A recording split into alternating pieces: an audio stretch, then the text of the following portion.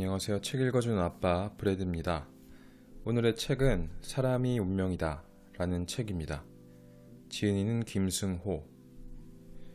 오늘은 서문부터 시작해서 제가 읽으면서 좋았던 부분들 읽어드리도록 하겠습니다. 저자 소개부터 볼게요. 김승호, 주역학자이자 작가. 1949년 서울에서 출생했다. 지난 45년간 과학으로서의 주역을 연구해 주역과학이라는 새로운 개념과 체계를 정립했다. 동양의 유불선과 수학, 물리학, 생물학, 화학, 심리학 등 인문자연, 사회과학이 거둔 최첨단 이론을 주역과 융합시켜 집대성한 결과가 바로 주역과학이다. 1980년대 미국에서 물리학자들에게 주역을 강의하기도 했으며 맨해튼 응용지성연구원의 상임연구원과 명륜당 수석 강사를 역임했다. 그래서 명륜당이란 미국 유교 본부라고 합니다. 사단법인 동양과학 아카데미 등을 통해 20년간 주역 강좌를 운영해 왔으며 운문학회를 통해 직장인 대상의 특강도 진행하고 있다. 저서로는 베스트셀러 돈보다 운을 벌어라, 사는 곳이 운명이다를 비롯해 주역과학 입문서라 할 수 있는 주역원론, 전 6권, 주역과 몸, 자기 탐험, 싸움, 소설 8괴, 점신, 징조 외에 다수가 있다. 1991년부터 문화일보에 소설 주역을 연재, 10권의 책으로 펴냈으며 2003년에는 일본 쇼가쿠간 출판사에서 소설 가이아가 번역, 출간되기도 했다. 일간 스포츠에 알기 쉬운 주역 과학을 연재했다. 서문 가보도록 하겠습니다. 시작하며 인생의 모든 길흉 화복은 만나는 사람으로부터 시작된다. 인생을 살아감에 있어 그 누구도 운을 배제할 수 없을 것이다. 천지대자연의 현상은 인간에 이르러 운이라는 보이지 않는 힘으로 영향을 준다. 산천초목이나 짐승, 벌레 등은 딱히 운명이랄 것이 없다. 하지만 인간은 만물의 영장으로서 영원히 하늘과 맞닿아 있다. 그래서 운이라는 것이 존재하는 것이다. 하늘은 운을 도구로 사용해 천하를 경영한다. 살다 보면 누구나 알게 되는 것이 있다. 운이라는 것이 인생의 어떤 순간에 불쑥 나타난다는 사실 말이다. 이것은 능력이나 노력으로 극복할 수 없는 것으로서 하늘의 독자적인 섭리다.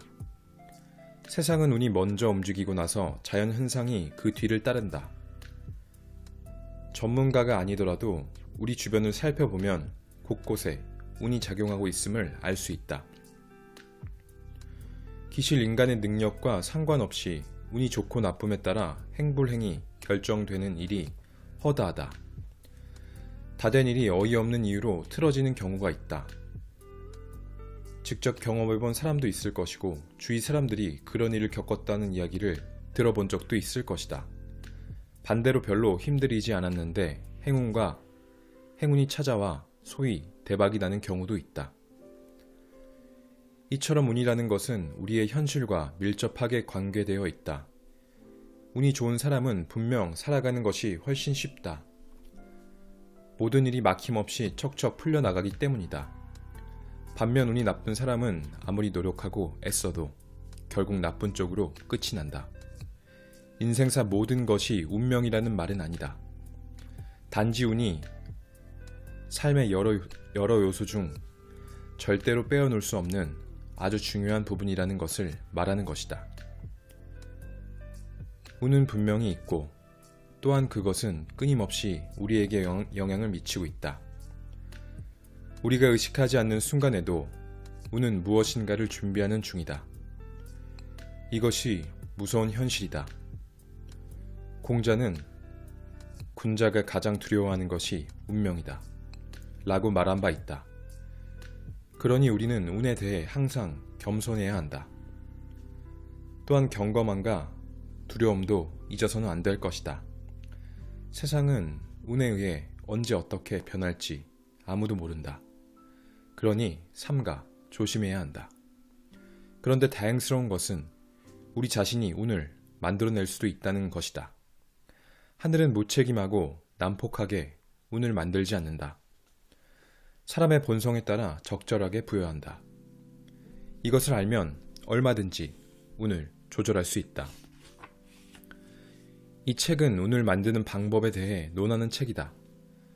특별히 어려운 것은 없다. 우주의 모든 행운이 상식적인 범위 내에서 이루어지듯 운의 법칙도 자연스러운 원리에 의해 이해될 수 있는 것이다. 운의 창조 또는 조절은 근본적으로 세 가지 요소에 의해 이루어지는데 이른바 천, 지, 인, 삼재가 그것이다. 이 중에 천의 요소는 나의 전작, 돈보다 운을 벌게 벌어라 에서 다루었고 지의 요소는 사는 곳이 운명이다 에 자세히 소개했다. 이 책은 세 번째인 인의 요소를 다루고 있다. 앞선 책에 이은 완결편이라 생각하면 된다.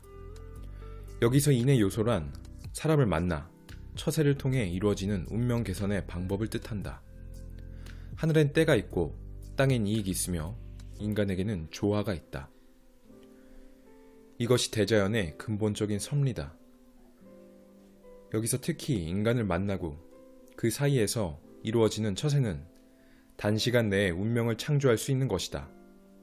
그래서 다른 어떤 요소보다 최우선적으로 유의해야 할 점이다. 운명은 누구를 만나고 어떻게 처세하느냐에 따라 달라진다. 이것이 이 책의 중심 과제로서 여러 가지 상황을 상세히 조명했다. 세상을 산다는 것은 곧 사람을 만나 함께 한다는 뜻이다. 그러므로 그 방법을 연구하는 것은 절대적으로 중요하다. 인생은 운명에 의해 돌아가지만 살면서 그 운명을 우리가 만들어갈 수도 있다. 이것은 죽는 날까지 순환하면서 이어진다. 우리는 이 굴레에 총명하게 관여함으로써 좀 더 행복한 삶을 이룩할 수 있을 것이다. 나는 독자 여러분이 이 책에서 사람을 만나는 방법과 대하는 자세를 터득함으로써 운명을 크게 개선할 수 있을 것이라 굳게 믿는다. 독자 여러분의 행복을 기원하며 2015년 천진도관에서 김승호.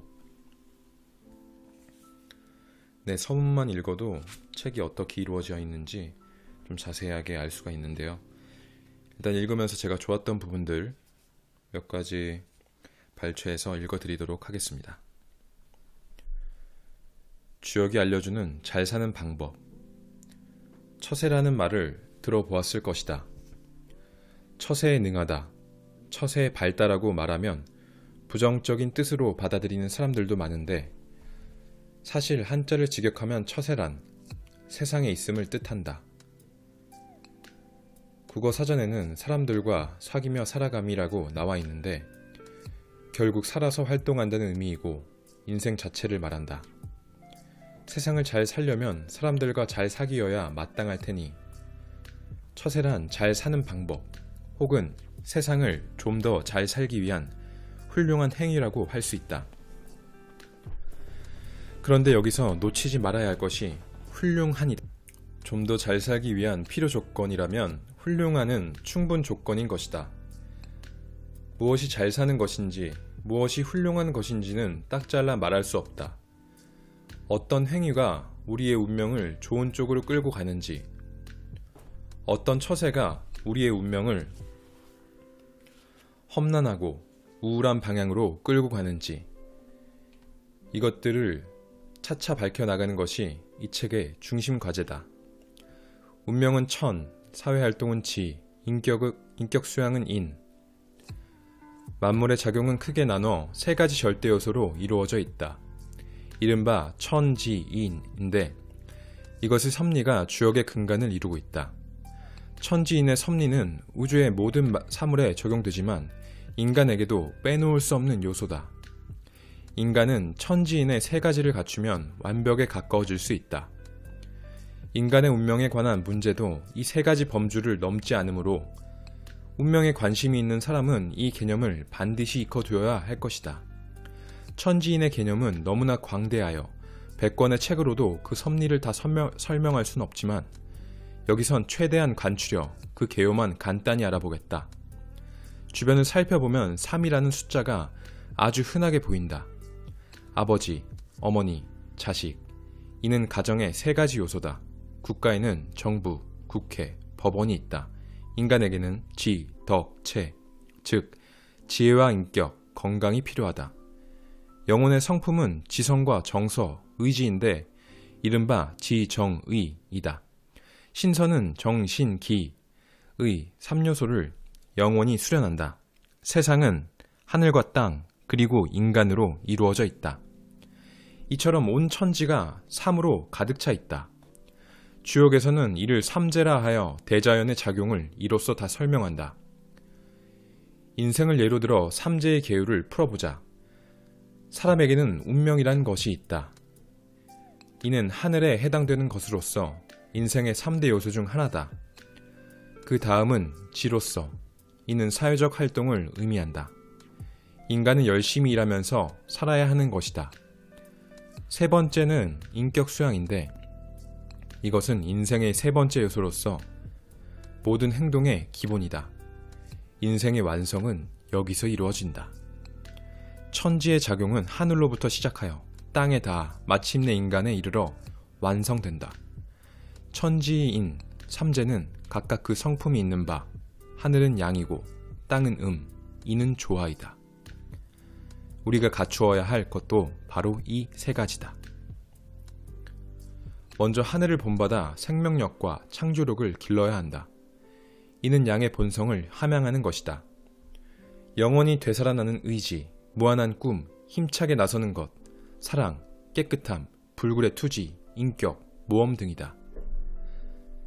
다음은 지의 덕으로서 아름다움을 가꾸고 매사를 근면하게 돌보고 수긍하고 따르고 세상의 위협을 이루고 보존하는 것 등인데 이는 음의 성품을 함양하는 것이다. 3번째는 인의 덕으로서 이는 공존하는 논리다. 또한 중용이고 예절이며 협동이다. 결국 세상의 모든 일과 일은 양과 그리고 이것의 조화로서 이룰 수 있는 것이다. 이제 한 개인을 놓고 생각해보자. 사람에게는 종교, 도덕, 인격 이 3가지가 있다. 이러한 정신적인 측면은 천에 해당된다. 인생의 3분의 1은 반드시 여기에 역점을 두어야 한다. 그 다음으로는 가족이 있다. 이는 지혜에 해당되는 것으로서 3분의 1은 여기에 쏟으면 된다. 마지막은 인으로서 나 자신이다. 이는 종교나 도덕, 하늘도 아니고 혈연도 아닌 나 자신만의 세계를 뜻한다. 사람은 반드시 자신만의 세계가 있어야 한다. 지나치면 곤란하겠지만 3분의 1 정도면 족하다. 달리 설명해보자. 나 자신, 우리, 그리고 나와 우리를 제외한 모든 것인데 여기서 나는 인이고 우리는 지이고 그 외의 모든 것은 하늘이다. 나와 우리, 모든 것의 필요성은 평등하다. 우선 내가 있고 나아가 가족과 동지가 있으며 더 나아가 하늘이 있는 것이다. 순서는 어떻게 생각해도 좋다. 3가지를 반드시 갖추어야 한다는 사실이 중요하다. 노자는 도덕경에서 이렇게 설명했다. 만물은 음을 지고 양을 안고 충기로서 화를 이룬다. 이는 짊어질 것은 지이고 끌어안을 것은 하늘이며 화합을 이루는 것은 인이라는 뜻이다. 세상을 살면서 문제가 생기면 이 3가지 방식으로 답을 생각해보라. 그러면 풀지 못할 문제는 없다.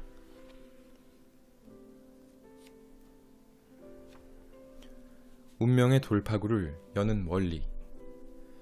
막막한 현실에서 운명을 바꾸고 싶다면 어디에서부터 돌파구를 찾아야 할까? 현대인들은 국소수를 제외하고는 사회생활의 유형이 비슷하다. 대학을 나와 직장에 다니고 수십 년간 그 생활이 지속될 뿐 별 뾰족한 방법이 없다. 미래가 빤히 보이지 않는가?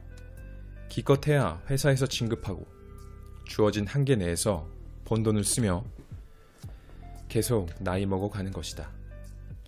오늘날 거의 모든 사람이 이러한 인생 패턴을 벗어나지 못하고 있다. 그렇다면 운명의 돌파구라는 것은 어떻게 찾을 수 있는가? 이것에 대해 알아보자.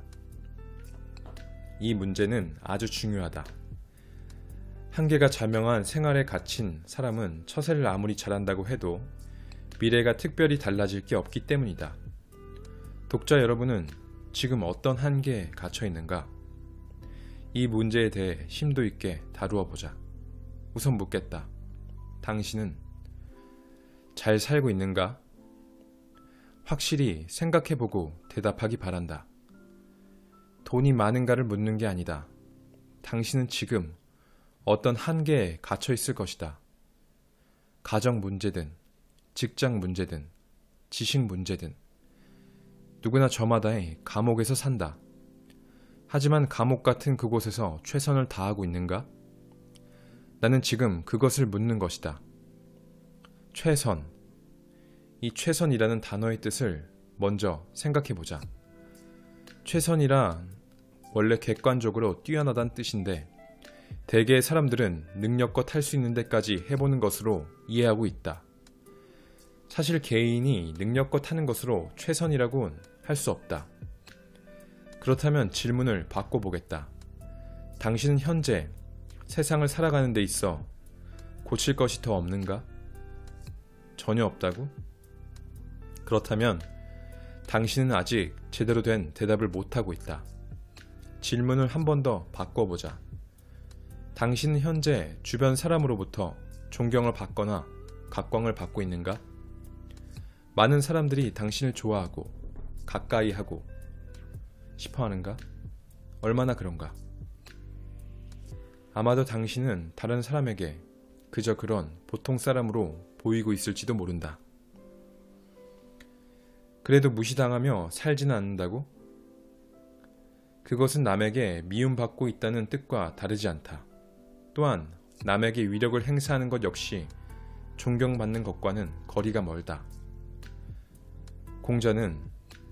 군자는 위험이 있으되 사납지 않다. 라고 말했다. 여기서 위험이란 최소한의 품위를 말하는 것이다. 이는 의무를 얘기한 것뿐이다. 그러나 우리는 여기서 한 발 더 나아가야 한다. 다시 묻겠다. 당신은 더 고칠 것이 없는가? 이 질문을 이렇게 바꾸어 말할 수 있다. 당신은 윗사람에게 사랑받고 아랫사람에게 존경받으며 벗들에게는 신임을 얻는가? 아주 대단히 그러한가를 묻는 것이다. 점수로 치면 100점에 가까운가? 평균을 넘는다고? 그 정도는 부족하다. 현재 그저 그렇다면 필경 먼 미래에도 지금과 비슷하거나 오히려 퇴보해 있을 것이다. 그러면 성공은 꿈도 꾸지 말아야 한다. 그렇다면 어떻게 해야 한단 말인가? 간곡히 답을 말하겠다. 인간관계는 거의 만점을 받아야 한다. 물은 99도에서 끓지 않는다. 임계점에 돌파해야만 돌파구가 열린다. 좋다. 제한된 곳에서나마 최선, 즉 거의 만점에 가까운 인간관계를 한다고 하자. 그것이 어쨌단 말인가? 그것으로 인생 역전을 이룰 수 있단 말인가? 여기서 대자연의 이치를 살펴보자. 운명의 원리라고 해도 좋다. 흐르는 물을 보자. 흐르고 또 흐른다. 웅덩이를 만나면 잠시 멈추어 그 웅덩이를 채우기 시작한다. 그리고 마침내 다 채우면 넘치고 또다시 흐르는 것이다. 운명도 이와 같다. 현재 더할 것이 없을 정도로 최선을 다하면 웅덩이가 가득 차 넘치는 것과 같이 신기하게도 새로운 돌파구가 열리는 법이다. 주역엔 이런 말이 있다. 사물의 이치는 궁한, 즉 변하고 변한 즉 통한다. 사물은 임계치에 도달하면 먼 곳으로부터 뚫리게 되어 있다. 현재 상황에서 더할 나위 없이 최선을 다하면, 그리고 실제로 최고에 이르면 갑자기 예상치 못한 상을 받든 진급을 하든 로또가 당첨되든 반드시 무엇인가 새로운 것에 도래한다는 것이다. 예를 들어 장사를 한다고 치자. 손님이 드물다고 해서 가끔 오는 손님에게 아무렇게나 해도 되는가? 아무리 손님이 드물어도 가게에 손님이 오면 최선을 다해 친절하게 맞이해야 한다. 손님이 없어도 가게를 청결하게 유지하고 항상 베푸는 마음을 가지고 가게 바깥에서도 곱게 살면 결국에는 장사도 잘 된다. 현재 자신이 있는 곳에서 잘하면 멀리 있는 좋은 운명이 반드시 찾아오게 되어 있다. 직장에서 동료들과 힘써 어울렸는가? 주위 사람들에게 늘 명랑한 모습을 보였는가? 사소한 서비스라도 진심으로 베푼 적이 있는가? 어려움에 처한 누군가를 편들어 준 적이 있는가? 계산 없이 작은 선물을 나누어 준 적이 있는가? 누군가가 내기 전에 먼저 차값을 낸 적이 있는가? 스스로 사무실 청소를 한 적이 있는가? 남을 돕기 위해 퇴근을 미룬 적이 있는가? 옆 부서 사람과 마주치면 깍듯하게 인사를 했는가? 회식 자리에 끝까지 남아 있었는가? 겸손했는가? 남이 말하면 진지하게 듣고 고개를 끄덕여 줬는가? 계속 적어 나가면 100가지도 넘게 쓸 수 있다. 과연 당신은 그 중에 몇 가지나 잘하고 있는가? 잘하고 있는 것이 넘치도록 많다면 운명의 신이 당신을 좋은 곳으로 끌고 갈 것이고 주위 사람들도 당신을 높은 곳으로 올려줄 것이다. 다시 말해 가득 채우면 넘쳐흐르는 것이 자연의 이치이자 운명의 원리이다. 네, 한 가지만 더 읽어보고 마무리 해보도록 하겠습니다. 읽다 보니까 시간이 좀 많이 길어져서 한 가지만 읽어드리도록 하겠습니다. 안으로 갖추고 나아가 펼치는 것. 인간은 혼자 있을 때도 있고 남들과 함께 있을 때도 있다. 혼자 있을 때는 무엇을 해야 하는가? 자기 발전을 위해 부단히 노력해야 한다. 그리고 세상에 나아가 사람을 만났을 때는 참된 자기 모습을 보여주며 사람들과 어울려 살아가야 한다. 안으로 갖추고 나아가 아름답게 펼치는 것. 이것이 인생의 정석이다. 안으로 아무리 잘 갖추었더라도 남을 대하는 법을 모르면 야하고 아름답지 못하다. 반면 밖에 나가 사람을 대하는데 능하지만 속으로 갖춘 것이 없다면 이는 근원이 없는 사람이다. 맹자는 이에 대해 이렇게 말했다. 무릇 의는 길이요 예는 문이다. 여기서 의라고 하는 것은 스스로 내면을 갖추어 나가는 것이다. 사람이 의롭지 못하다면 그는 인생길을 올바르게 걸어갈 수 없다. 또한 의는 하루하루 발전해 나가는 것을 뜻한다.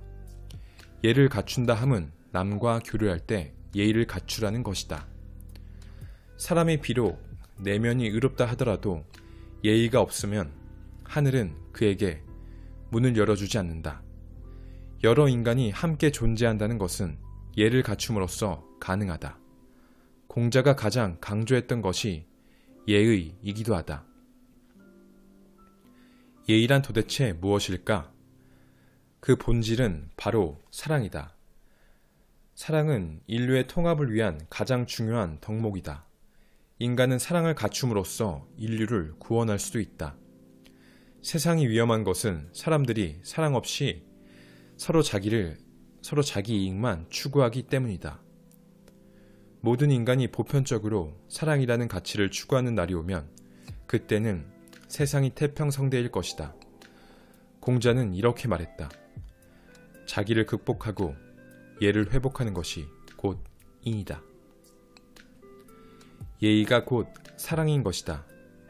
예의는 남에 대한 배려이므로 인간관계에서 절대 빼놓을 수 없는 요소다. 그렇다면 예의를 갖추려면 어떻게 해야 하는가? 그것은 자기 본능을 억제하는 것에서 시작한다. 사람은 누구나 하고 싶은 행동이 있다. 그러나 이때 남의 입장을 고려해야 한다. 그래서 첫째가 자기 억제다. 둘째는 형식을 아름답게 취하는 것인데 자기 억제가 없으면 아름다운 형식 역시 이루어질 수 없다. 혹자는 말한다. 예의는 형식에 불과한 것이므로 그리 중요하지 않다고. 그러나 이는 잘못된 생각이다. 예의란 그 내면에 남을 배려하는 마음, 즉 사랑이 있어야 비로소 드러난다. 예의의 본질은 사랑이지 겉멋이나 거칠애가 아니다. 예의가 없는 사람과는 마주하고 있기가 어렵고 불편하다. 사랑이 없는 자와 교류한다는 자체가 불가능한 일일 수 있다. 눈앞에 있는 저 사람이 나에 대해 배려가 전혀 없고 순전히 제멋대로 행동하는데 그것을 누가 그냥 봐줄 수 있겠는가? 그러한 만남은 아무런 뜻도 없다. 공자는 말했다. 얘가 아니면 보지도 말고 듣지도 말고 말하지도 말고 행하지도 말라. 세상에 나가 얘로서 처신할 수 있다면 앞으로 그의 운명에 큰 허물은 없을 것이다. 어떤 사람이 아름답다는 것은 그가 늘 예의를 갖춰 행동하는 것과 같은 말이다. 또한 어떤 사람에게서 매력을 느낀다는 것은 그의 내면이 잘 갖춰져 있다는 뜻이다. 세상을 살면서 안으로 갖추고 밖으로 사랑을 실행한다면 더 갖출 것이 무엇이겠는가? 안으로 훌륭히 갖추고 밖으로 예를 행하는 것. 이로써 만물은 뜻이 있고 아름다움이 생겨난다. 우리의 인생이 가장 먼저 갖추어야 하는 것이 바로 이것이다.